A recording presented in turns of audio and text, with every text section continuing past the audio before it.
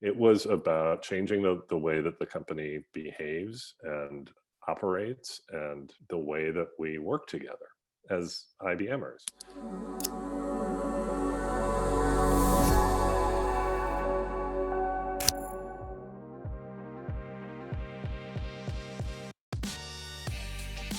This is episode 14 of Facilitators Q&A. I'm Jay Malone from New Haircut.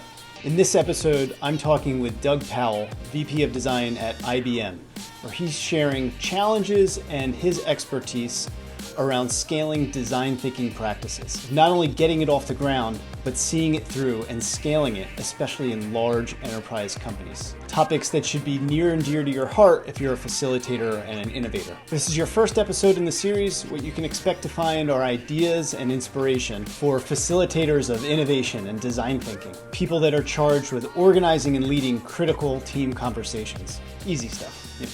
Well, without further ado, let's get into the conversation with Doug and I.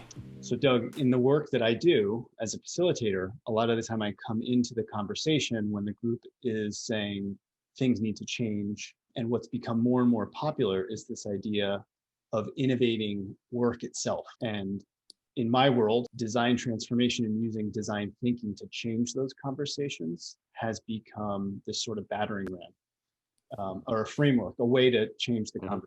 So what are you seeing in your world? So 8 years ago, IBM was in a situation that is basically what you described, a company that needed to sort of find a new way of working, a new way of solving problems, a new way of, connecting across functions and disciplines and silos.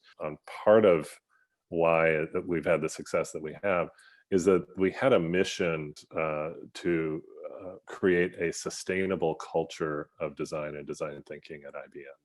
So it was a mission around culture change, not a mission around product delivery. It was about changing the way that the company behaves and operates and the way that we work together as IBMers. Well, in a company the size of IBM, you're the person that's trying to move the stone, and you don't have the global CEO's permission and sort of alignment.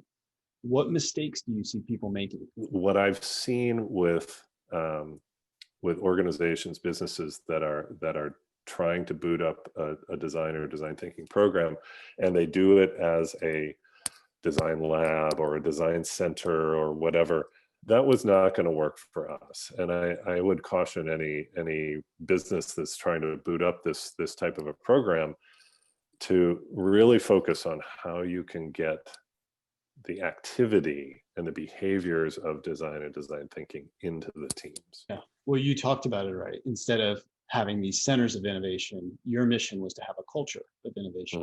Mm-hmm. Mm-hmm. I think there's an overreaching, especially early on. Even in the first 6 months, it was very tempting for us to think, oh, it's IBM, it's this vast scale company, global company. We've got to get 100 projects going right away. Well, we resisted that temptation, and instead we found 7 projects, and we ensured that each of those 7 projects had some key elements in place. First of all, they were strategic projects that were meaningful to the company. Second of all, they were led by executives who we knew, we trusted, we had a relationship with, and we knew that we could work with them. And then we were able, because it was a fairly concise number of projects, we were able to staff those teams with the right number of design talent. Not each of those 7 projects was a real success.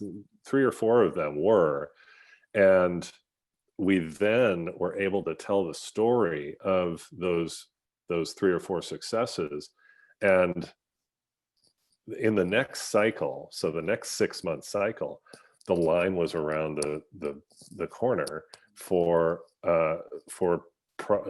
projects and executives wanting to get into the program. So we kind of, by starting small, there was an interesting dynamic there that turned into a real sort of benefit for us, in the longer run.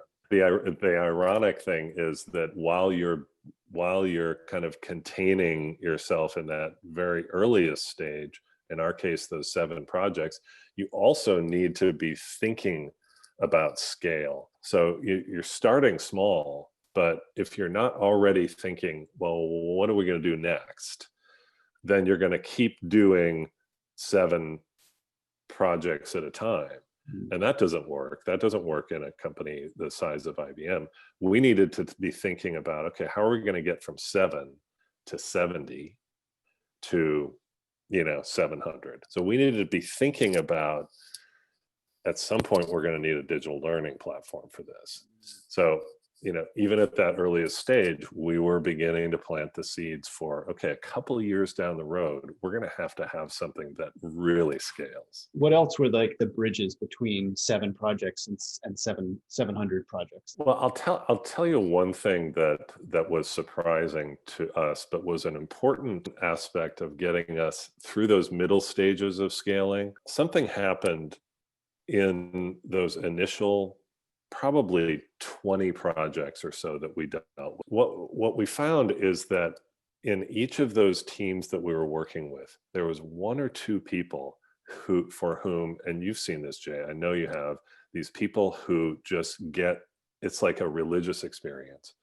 They are some light bulb goes on with them when they're in their first design thinking workshop, and they are like, oh my God, this is what I was born for. And so pretty soon we had a community of, let's say, I don't know, 30, 40, 50 people who our code word for them was magic people. They were very powerful, and all they wanted to spread the word of design thinking to everyone they could. We gave them some resources. We gave them a little bit of extra training, but not a ton. And we gave them a mission. We challenge you in the next year to go out there and deliver this material and do some sort of training with 100 people in your world. And they were like, you're on. And so we were able to kind of grow the circle in one sort of concentric loop with a very light touch. I mean, that didn't take a lot of money. It didn't take a lot of staff. It really wasn't like, oh, we got to sink another $1 million into this. It was really more about finding the right people and activating them. So what I got here then is you started small. You found sort of like this small circle of team players, as well as the executives that were going to support you and sponsor you. Yeah. And you were thinking small this whole time, but thinking, what are we going to do to scale this? Because the small will peter out at some point. Yeah. And then what I heard you talk about are these magic people, and finding those folks that have this religious experience inside of a design thinking workshop. It's always the people that we don't expect the most to, that like really stiff engineer or something. Yeah. Turn those into evangelists, educate them, give them the resources, create a mission, and then they become sort of this like second tier of support to bring it, and kind of becomes exponential. Yeah.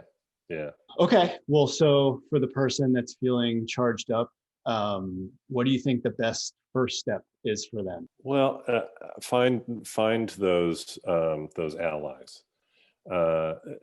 Find out who your believers are. Build trust, build relationships.